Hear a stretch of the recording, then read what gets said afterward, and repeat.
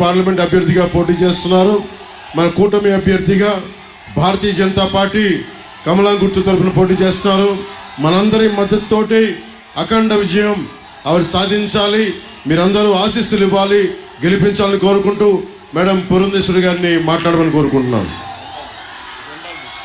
అలాగే జెండాలు దయచేసి దించితే మొత్తం రాష్ట్రం అంతా కనిపిస్తుంది. ఈ ముందున్న జెండాలు దయచేసి కెమెరాకి ముందున్న జెండాలు పెద్ద మనసుతోటి, అలాగే ఇక్కడున్న జెండాలు మీ ప్రేమాభిమానం తెలుస్తూ ఉంది. జెండాలు కొంచెం గుండెల దగ్గర పెట్టుకోండి. మేడం పురంధేశ్వరి గారు మాట్లాడతారు.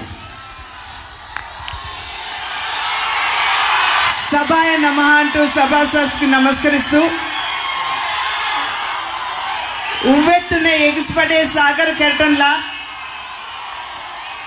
ఎప్పుడెప్పుడు ఈ వైఎస్ఆర్సీపీ ప్రభుత్వాన్ని గద్దె దించుతామా అనేటువంటి కసిని గుండె నిండా నింపుకుని ఇక్కడికి కూటమిని ఆశీర్వదించడానికి వచ్చినటువంటి సోదర సోదరి మండలందరికీ, ఎందరో మహానుభావులు అందరికీ వందనములు అంటూ మీ అందరికీ ముందుగానే నమస్కారాలను తెలియజేస్తున్నాను.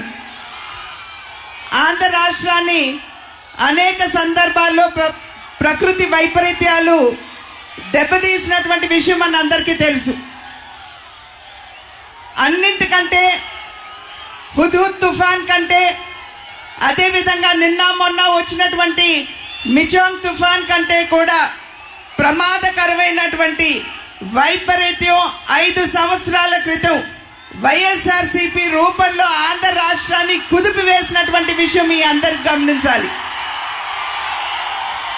ఆ యొక్క వైపరీత్యం నేపథ్యంలో ఆంధ్ర రాష్ట్రం అన్ని విధాలా కూడా కుదేలైనటువంటి విషయం మనందరికీ తెలుసు.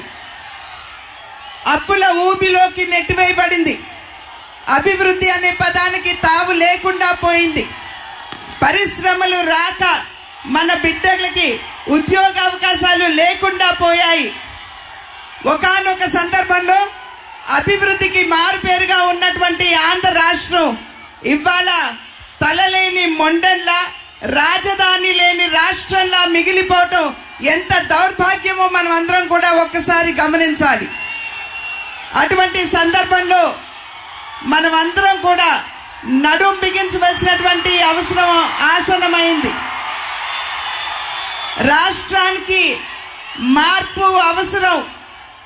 ప్రజాహితే హితం రాజ్ఞః ప్రజానాం చ సుఖే సుఖం నాత్మ ప్రియం హితం రాజ్ఞః ప్రజానాం చ సుఖే సుఖం అని చెప్పి మన పెద్దలు చెప్పారు. అంటే దీని అర్థం, రాజు తనకిష్టమైనటువంటి పరిపాలన కాదు, ప్రజల ఆకాంక్షల మేరకు పరిపాలన అందివ్వాలి అని చెప్పి ఏదైతే మన పెద్దలు చెప్పారో అటువంటి పరిపాలనని మనం రాష్ట్రంలోకి తీసుకురావాల్సినటువంటి అవసరం చాలా ఉన్నది.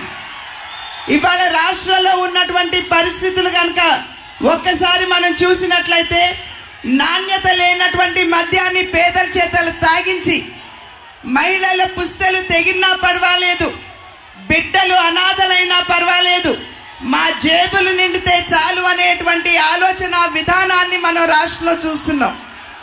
ఏ వర్గానికి కూడా న్యాయం చేసేటువంటి అవకాశం లేదు.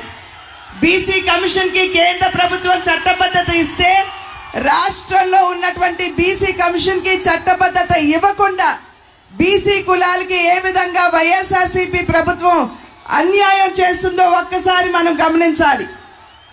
ఎస్సీ కులాలకి సంబంధించి ఒక ఎస్సీ డ్రైవర్ని హత్య చేసి అనంతబాబు అనేటువంటి ఎమ్మెల్సీ డోర్ డెలివరీ చేస్తే ఆ కుటుంబానికి నేటి వరకు కూడా న్యాయం చేసేటువంటి పరిస్థితి ఇవాళ రాష్ట్రంలో లేదు అని చెప్పి మనం గమనించాలి. ఈ రకంగా చూసినట్లయితే ఏ వర్గానికి కూడా, ఏ రంగానికి కూడా రాష్ట్రంలో న్యాయం జరగడం లేదు అనేటువంటి విషయం మనకి సుస్పష్టంగా అర్థమవుతుంది. కనుకనే ఖచ్చితంగా మార్పు అవసరం.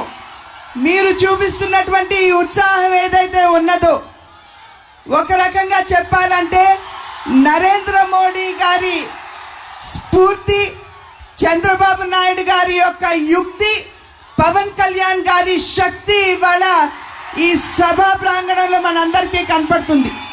ఈ ఉత్సాహాన్ని యథావిధిగా మనం కొనసాగించాలి. మే 13వ తారీఖున మన సత్తా ఏమిటో మనం వైఎస్ఆర్సీపీ నాయకులకి చవి చూపించాలి అని చెప్పి మీ అందరికీ కూడా నేను తెలియజేస్తున్నాను. ఒక రకంగా చెప్పాలంటే నేను చాలా అదృష్టవంతురాలిని అని చెప్పి నేను భావిస్తాను. ఎందుకంటే ఆదికవి నన్నయ్య నడయాడినటువంటి పుణ్యభూమి కందుకూరి వీరేశలింగం గారు, అదేవిధంగా ప్రకాశం పంతులు గారు, చిలకమర్తి లక్ష్మీ నరసింహమూర్తి గారు, వారందరూ నడియాడినటువంటి పుణ్యభూమి. అన్నింటికంటే మిన్నగా మా తండ్రి గారు, మీ అన్నగారైనటువంటి నందమూరి తారక రామారావు గారు అమితంగా ప్రేమించినటువంటి ప్రాంతం ఇది.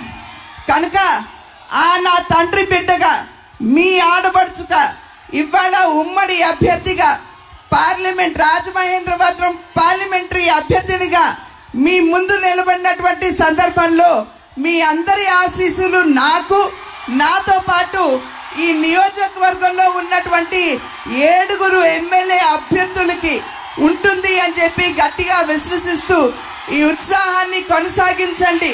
మే 13వ తారీఖున మీ సత్తాన్ని చాటండి అని చెప్పి ప్రార్థిస్తూ సెలవు తీసుకున్నాను. జై హింద్.